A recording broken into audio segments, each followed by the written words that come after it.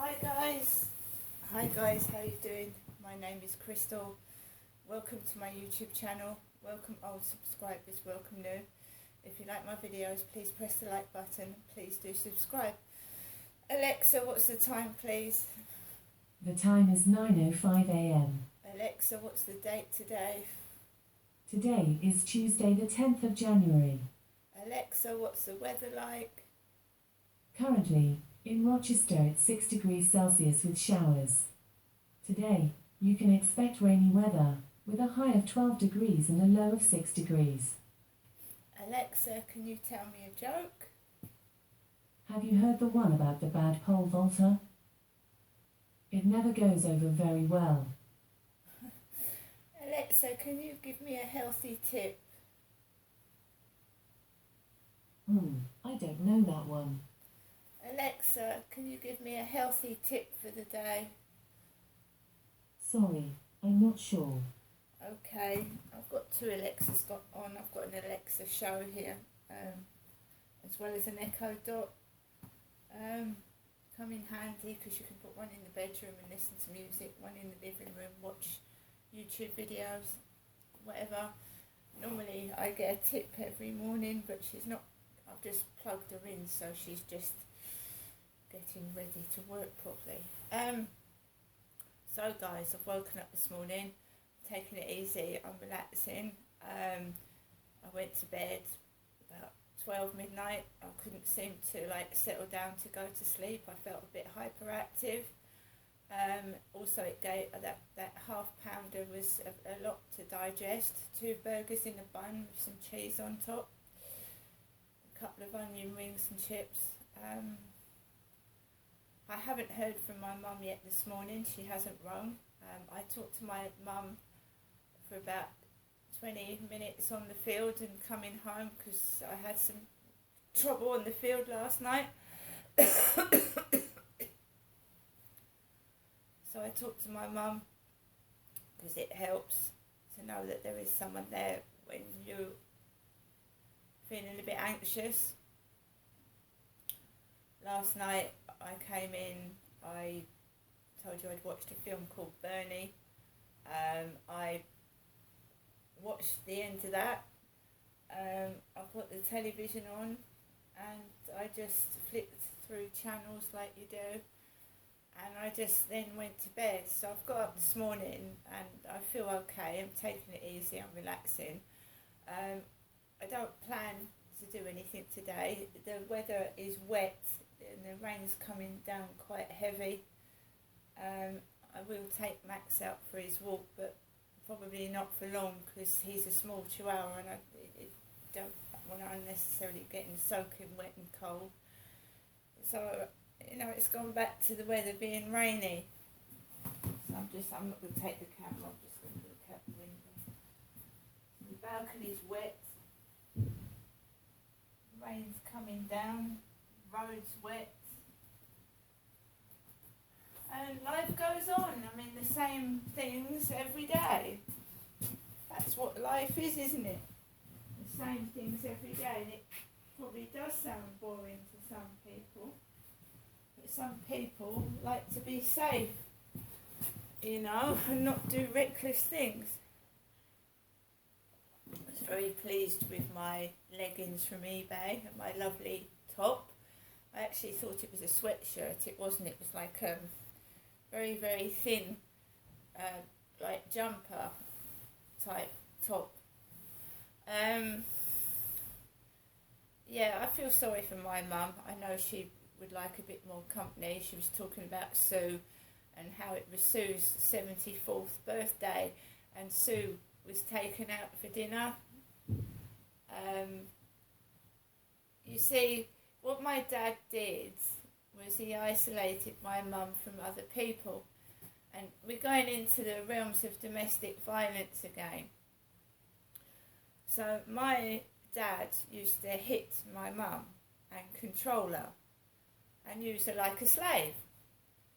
And when a man hits you or vice versa, and you love them, it's very difficult to leave them. And also a threatening, abusive man will threaten to kill you and do you harm. So you stay with them because you get threats.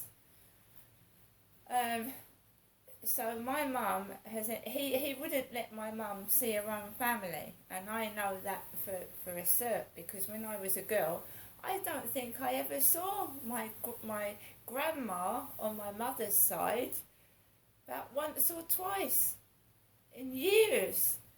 I saw my uncle Rodney, who'd come down from Australia to visit us at Hazel Grove, once. Malcolm and Anne, my uncle and aunt, I saw once. I've only seen them once and I'm 54. Graham was a dwarf, and he had a Filipino girlfriend, and my Uncle Graham got killed in a pub brawl, and I'd only seen him when I was a little girl. So my mum's lost her mother, she's lost one of her brothers. Her sister has lost her husband to cancer. Her sister Linda, they've got phone numbers and they sometimes correspond and talk over the phone, sometimes, but my mum was isolated from her family by my own father. He didn't like people. He got jealous when my mum spoke to people. I'm completely different, because when I was round my mum's yesterday, I'm not like my dad at all. If my mum wants to go out and talk to neighbours, she wants to go and talk to men canvassing, I've got no problem with that. All I am is concerned about my mother's safety. So she ran out and talked to the bin men yesterday at Durrell Gardens. The bin men at Corey's Road, you know, I don't speak to the bin men. I don't know them on a personal basis, because I live in a block of flats. I live in a block of 15 flats. And I don't know the bin men personally. My mum knows the bin men at Durrell Gardens personally, and she went outside, Happy New Year! Happy New Year to you all. And they all smiled and talked back, because that is being nice and friendly. But I don't go outside and talk to bin men, because this is a impersonal block of flats. I haven't got a letterbox. I don't see the postman unless they ring my buzzer and say there's a parcel for me. This place is very impersonal. You don't meet people face to face. You're just one of many people in a whole road of blocks of flats. Like a dot in a spectrum of dots, you know. It's easy to get overlooked in a block of flats. How many times do we read stories that people have died undiscovered and nobody even noticed they were dead? Blocks of flats are impersonal. We live in a society where we don't mix that well anymore. We don't have extensive families. So my dad cut my mum off and isolated her. He was also doing the same thing to me, and I found it very difficult to mix at school with a dad that was abusive, hitting my mum in front of me and doing the same things to me. So I didn't make friends easily. I was scared to bring them home. My family wasn't like everybody else's family. I didn't have a nice, happy family. My dad was hitting my mum, and my mum was always crying. I was always upset and frightened of my dad. So there wasn't that connectiveness with family. There wasn't that closeness. I never saw my mother's side of my family. I saw my father's mum and dad, but they were elderly. My gran had my dad when she was in her 40s. So by the time my dad was 22, she was 66. Right? She was about 66. So my gran died a lot sooner than other people's nan and granddads. I haven't got a nan and granddad anymore. Some people still have my age, I haven't. It's a very, very sad, upsetting thing. But when domestic violence sufferers get very isolated, they can't talk about what's happened to them, and they're frightened and they don't make friends easily. And when a domestic violence abuser, you leave them or they die, the control doesn't stop just like that. When someone's controlled you for, like my mother, for at least 50 years, it doesn't stop the isolation. You need a bit of help and support, and there's nobody, since coronavirus, there is no help and support. You try and get help and support now, it's nigh on impossible. My mum was sat there upset. She said, my worker won't come out. My elderly people get lonely. And just a little bit of banter. Oh, sorry, I can't come out, but I will come and see you at some point. By the way, how are you? No, my mum said she phoned a worker for a bit of support, and the worker said, can you ring back later? I'm eating. I'm eating. That's what she said to my mum. Not how are you? I'll get someone out to you sometime, and what help do you actually need? She went, can you call back later? I'm eating. Eating.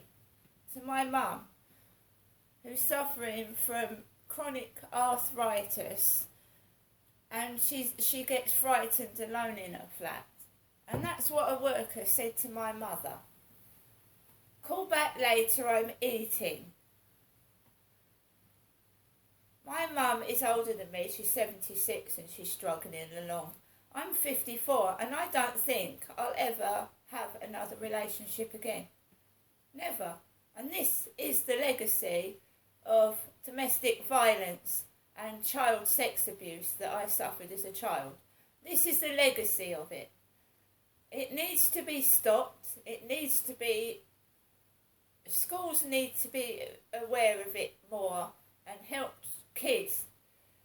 Because I am now completely isolated, living by myself with no company and no support. And so is my mother, after my dad passed away, who was an abusive man that committed domestic violence on my mother and myself. And it was reported to the police numerous times, and the police used to come out and my dad used to say, oh, she's mentally ill, and then the police would go off and let my dad get away with it. And how many more cases are of this, where women are left with lack of support? How many more cases are we going to discover in the future where police haven't done their job properly over the years? And support workers have just been too busy, eating. I'm going to get on with the rest of my day. I don't mind being by myself. I mean, the men that I've had in my life, they haven't been worth a penny to me anyway, the way they've treated me. And, waiting for the right person when you're 54, it's a bit too late now. But never mind, there's always space in my life for someone that really cares and isn't going to treat me like dog shit. I've got a wonderful dog, I've got a wonderful flat, and I'm trying to help my mum go through the later part of her years, thinking that she has got somebody. See you later.